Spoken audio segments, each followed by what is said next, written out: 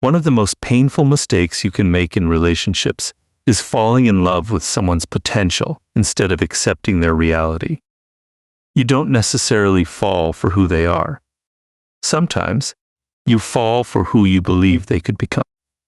And that difference can cost you years. You see their kindness in one moment and imagine a naturally kind person. They disappoint you, and you tell yourself they're just going through something.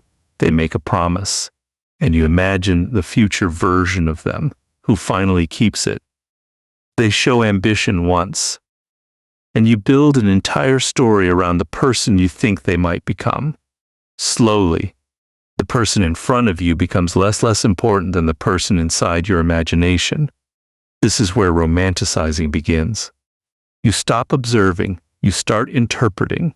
You take small pieces of evidence and build an entire identity around them. Someone says they want to change, and you fall in love with the future version. Someone tells you they have been hurt before, and suddenly their bad behavior becomes something you feel responsible for healing. Someone gives you one extraordinary moment, and you forgive 10 ordinary moments that contradict it. You are no longer responding to reality. You are protecting a fantasy. And fantasies are dangerous because they can make you loyal to something that doesn't actually exist. Potential is not character. Promises are not patterns. Chemistry is not compatibility. A few beautiful moments are not proof of a beautiful person. This doesn't mean people cannot change. They can. People grow, mature, recover, and become better versions of themselves every day. But if someone truly changes, you don't need to imagine the evidence. You will see it. Their behavior will change. Their consistency will change. Their decisions will change. Their relationships will change. Their response to pressure will change. Real transformation leaves evidence. You should never have to do the psychological work of imagining someone's growth for them. That is one of the clearest signs that you're attached to potential. You find yourself saying, I know who they really are. But do you? Or do you know who they are when they're at their best? When everything feels easy? When they want something from you? Or when they are trying to impress you? The real question is who they are consistently. How do they behave when they are angry? How do they behave when they don't get what they want? How do they treat people who cannot benefit them? Do they keep promises when keeping them becomes inconvenient? Do they take responsibility when they are wrong? Do they respect boundaries when no one is forcing them to? These moments tell you more than charm ever will. Romanticizing people usually happens because reality feels less exciting than imagination. The real person may be complicated. They may have flaws. They may not be the person you hoped for. And accepting that can hurt. So instead of accepting reality, you create explanations. Maybe they are scared. Maybe they don't know how to love. Maybe I just need to be patient. Maybe they will change. Maybe I can help them become better. Sometimes you can, but you cannot build a relationship with maybe. You cannot make important life decisions based on a person you hope will eventually appear.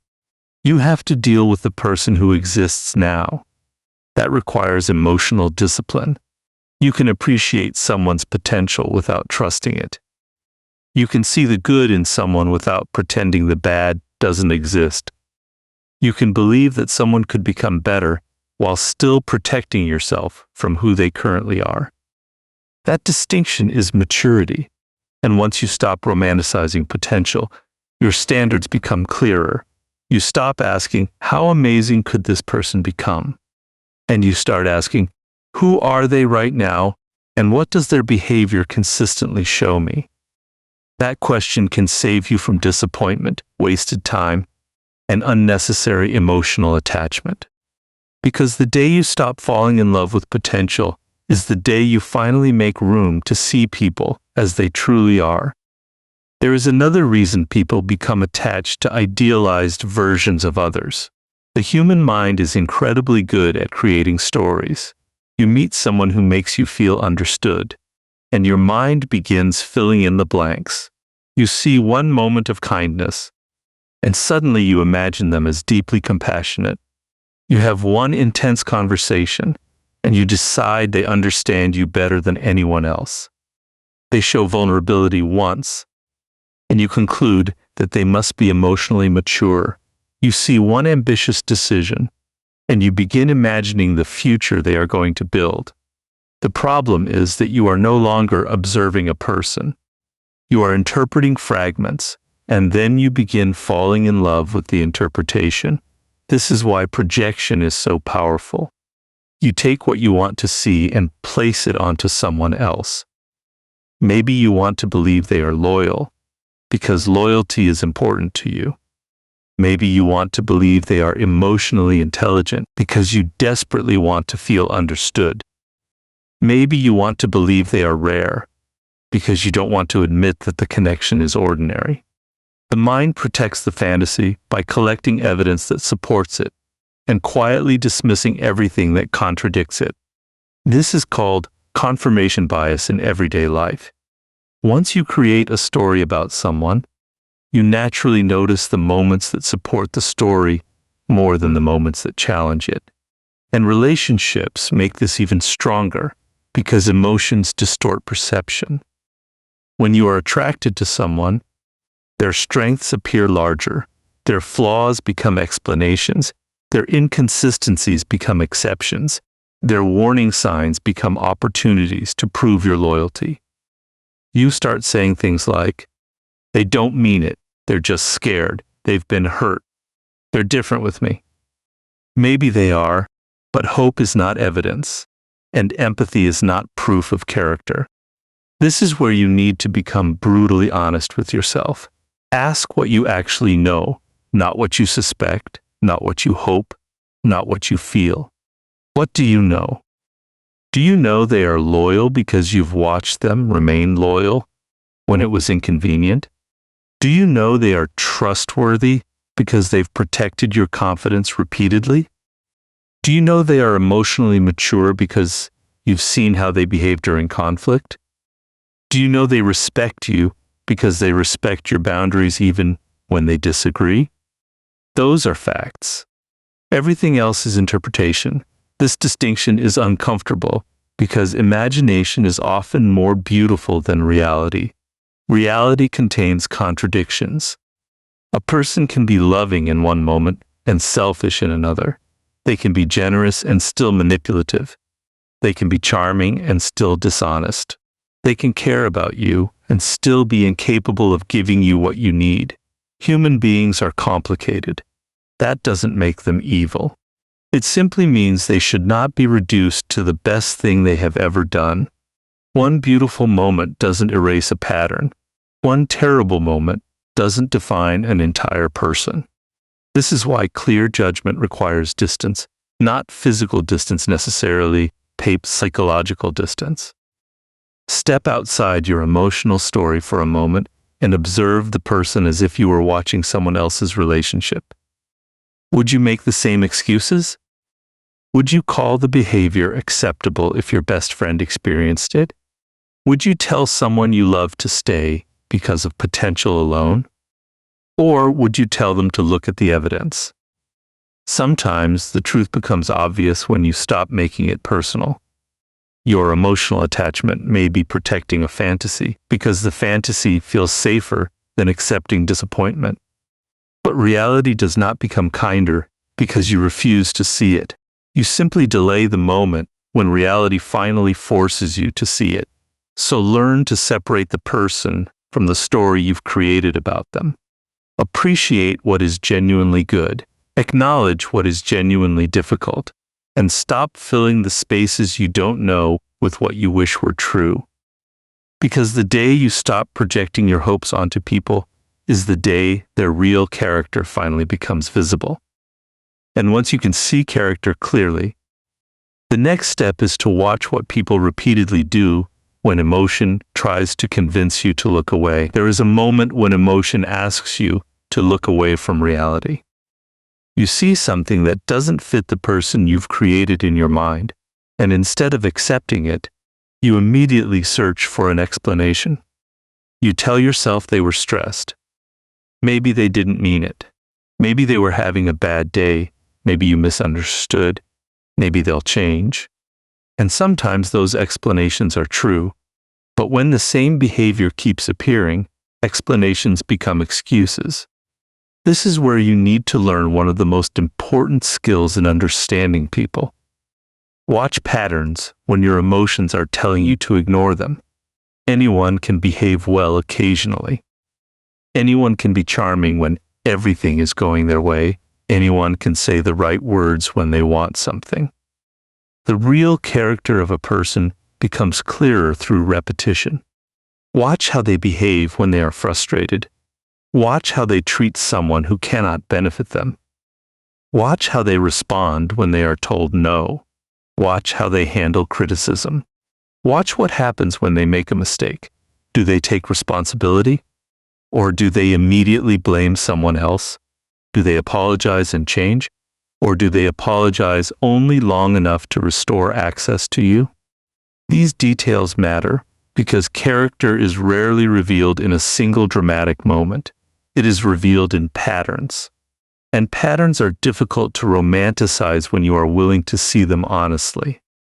The problem is that attraction can distort judgment. When you care deeply about someone, you naturally want to preserve your image of them. Your mind begins filtering reality. You remember the wonderful weekend, but forget the repeated disrespect. You remember the apology, but ignore the fact that the same behavior returned 3 weeks later. You remember the way they made you feel when everything was good, and use that memory to excuse how they treat you when things become difficult. This is how people become trapped in relationships with versions of others that only exist in selected memories. Don't judge someone by their best moments. Don't judge them only by their worst moments either. Judge the pattern. If someone is kind 10 times and cruel once, that matters. If someone is charming 10 times and dishonest once, that matters. If someone repeatedly lies, repeatedly breaks promises, repeatedly crosses boundaries, and repeatedly makes excuses, that matters even more. Repetition gives you information, and information should change your decisions.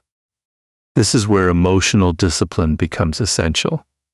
You need to be willing to accept evidence even when the evidence disappoints you. Sometimes the person you hoped was different isn't. Sometimes the relationship you thought was special is simply unhealthy. Sometimes the connection you romanticized was carried more by your imagination than by mutual reality. That realization can hurt. But pain is not always a sign that you should go back. Sometimes pain is the evidence that you're finally seeing clearly. Ask yourself what you would advise someone you love if they showed you the same pattern. Would you tell them to ignore repeated dishonesty because the person can also be loving? Would you tell them to accept repeated disrespect because there were beautiful moments? Would you tell them to keep waiting for someone to become the person they promised they would become? Probably not. You would tell them to look at what is happening consistently. Give yourself the same advice. Another important lesson is to watch behavior under pressure. People can maintain an impressive image when life is easy. Pressure removes the performance. Stress reveals patience. Conflict reveals emotional control. Failure reveals responsibility. Power reveals character. Disappointment reveals maturity. And success reveals whether someone can remain humble. These moments give you information that chemistry can never provide. Chemistry tells you how someone makes you feel. Character tells you how someone behaves. You need both to understand a relationship. And remember, watching patterns doesn't mean becoming suspicious of everyone. It means becoming observant. Don't search for evidence of betrayal everywhere. Reach for consistency. Give people a fair chance. But once the pattern becomes clear, don't keep negotiating with the evidence. You don't need to hate someone to recognize that they are not good for you. You don't need to call someone evil to acknowledge that they are unreliable. You don't need revenge when you discover that someone isn't who you imagined. You simply adjust your expectations. That is emotional intelligence. You stop asking, how can I make this person become the person I want? And you start asking, what does this person consistently show me? That question brings you back to reality. Because the truth about a person is rarely hidden in what they promise during their best moments. It is revealed in what they repeatedly do when there is nothing left to perform. And once you learn to trust patterns over promises, you can finally stop giving people qualities they have never actually earned. There is another trap that keeps people emotionally attached to the wrong relationships. Giving someone qualities they have never actually earned. You imagine loyalty before they have demonstrated loyalty. You imagine trust before they have proven themselves trustworthy. You imagine wisdom because they speak confidently. You imagine integrity because they know how to say the right things. You imagine emotional maturity because they can talk about feelings, and without realizing it, you begin rewarding a person internally for qualities that exist mostly inside your expectations. This is one of the most subtle forms of romanticizing people, because you are no longer simply hoping they will change. You are pretending the qualities already exist. You see potential and translate it into certainty. Someone says, you can trust me, and you believe them. Someone says, I would never hurt you, and you begin lowering your guard. Someone says, I'm different from everyone else, and suddenly you stop judging them by the same standards you use for everyone else. But words are claims, behavior is evidence. Trust should be earned through repetition. Loyalty should be earned through consistency. Respect should be earned through how someone behaves when you disagree. Integrity should be earned through what someone does when there is nothing to gain from doing the right thing. And emotional maturity should be earned by observing how they handle conflict, pressure, disappointment, and responsibility. This doesn't mean treating every person like a suspect. It means refusing to give away deep trust simply because someone knows how to create a good impression. Charm can create curiosity. Chemistry can create attraction. Confidence can create fascination. But none of those things automatically create character. That's why you need to slow down the process of assigning meaning. Maybe someone is generous. Good. Watch whether they remain generous when it is inconvenient. Maybe someone is kind. Good. Watch whether they remain kind when they are frustrated. Maybe someone is ambitious. Good. Watch whether they take responsibility when things fail. Maybe someone is deeply affectionate. Good. Watch whether their affection remains respectful when you establish boundaries. The test is always the same. Does the quality survive inconvenience? That question can save you from giving people identities they haven't earned. Because almost anyone can behave well when there is a reward waiting. The real test comes when there is no reward, when nobody is watching, when they are angry, when they are disappointed, when you tell them no, when they have power, when they have nothing to gain. Those are the moments that reveal character. And this is where romanticizing can become expensive. You may stay loyal to someone because you have decided they are loyal. You may trust someone because you've decided they are trustworthy. You may defend someone because you've decided they are misunderstood. You may continue investing in a relationship because you've decided that underneath everything, there is a good person waiting to emerge. But you cannot build a stable relationship on hidden qualities. You have to build it on demonstrated qualities. That doesn't mean people should be perfect. Nobody is. People make mistakes. People have flaws. People sometimes fail. The question is what they do after the mistake. Do they take accountability? Do they repair the damage? Do they learn? Do they change? If they do, trust can grow.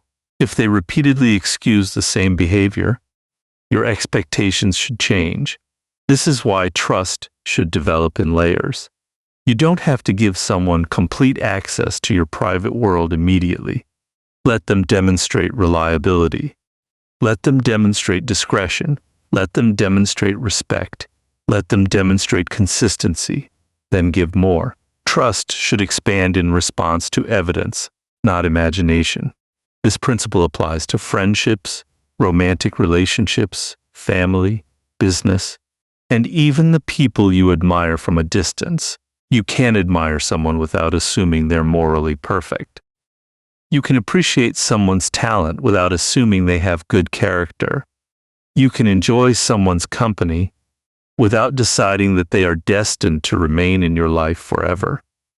That distinction protects you. It keeps appreciation from becoming worship, and worship is where judgment disappears. When you stop giving people qualities they have never earned, you become much harder to deceive because you stop doing the work of convincing yourself that someone is better than their behavior suggests. You don't need to accuse them. You don't need to expose them. You don't need to create drama. You simply stop adding imaginary qualities to the evidence you have. See the person, forge the behavior, then decide how much trust is appropriate. Because the moment you stop rewarding people for qualities they only promise to have, you begin relating to reality instead of fantasy. And reality is where genuine emotional freedom begins. There comes a moment when the fantasy can no longer survive the evidence. Something happens that you cannot explain away anymore, and suddenly, the person you created in your mind begins to disappear. That moment is disappointment.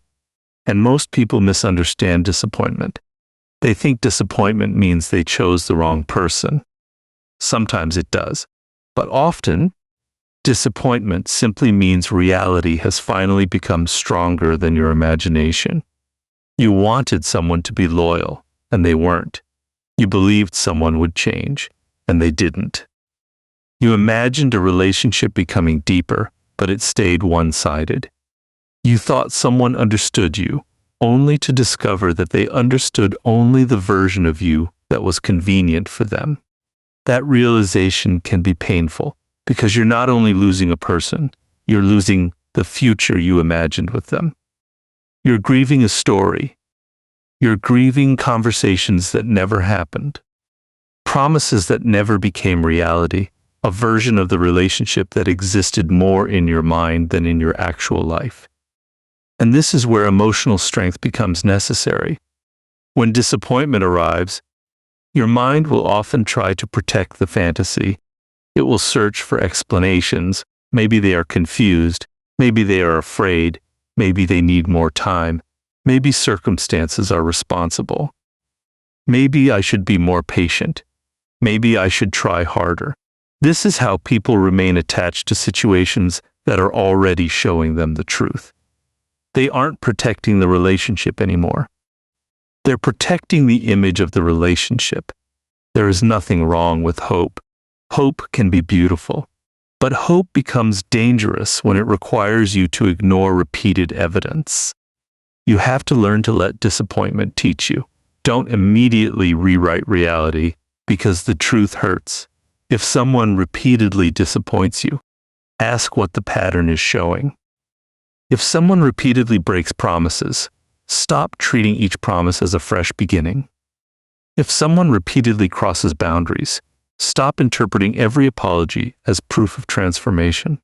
If someone repeatedly chooses convenience over commitment, stop assuming that the next opportunity will make them different. People can change, but real change has a pattern of its own.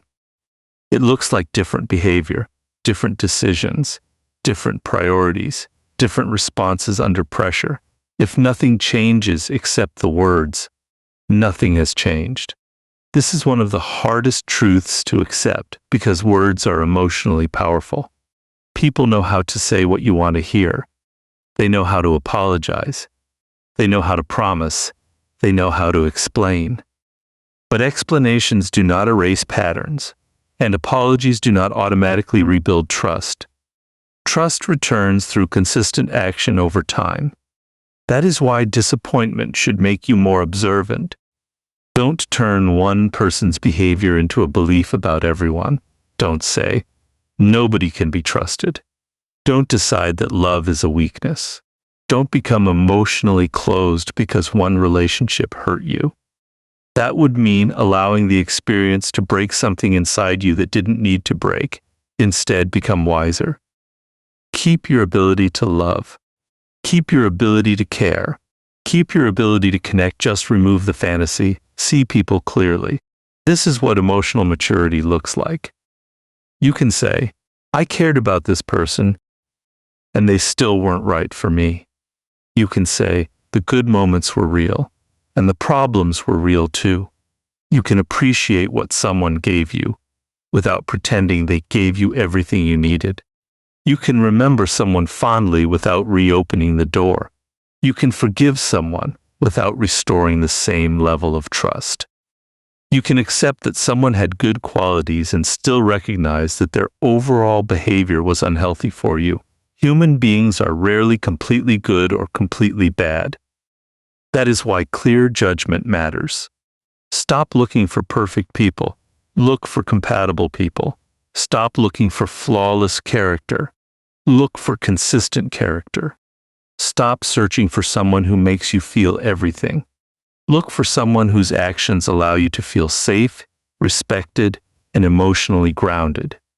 And when disappointment reveals that reality is different from what you imagined, do not immediately run back into fantasy. Stay with the truth, let it hurt, let it teach you, let it change your standards. Sometimes the most valuable thing disappointment gives you is clarity. It shows you what you will no longer tolerate. It shows you what patterns you ignored. It shows you what you projected. And it shows you how much of the relationship was built by reality and how much was built by your imagination.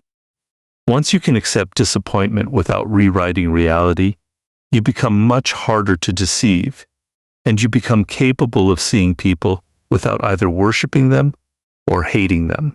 The final lesson is not to stop loving people. It is to stop worshiping them, because once you see people clearly, you face a choice. You can become bitter and decide that nobody deserves trust, or you can become wiser and learn how to appreciate people without surrendering your judgment. That difference separates emotional maturity from emotional armor. When someone disappoints you, the easiest response is often to become cynical. You tell yourself that everyone is selfish, everyone lies. Everyone eventually leaves, everyone has an agenda. So you stop trusting. You stop opening up. You stop caring. You convince yourself that emotional distance is strength, but that isn't strength. That is fear wearing the clothes of intelligence. True emotional strength allows you to see people realistically without needing to hate them. You can recognize someone's flaws without turning them into an enemy.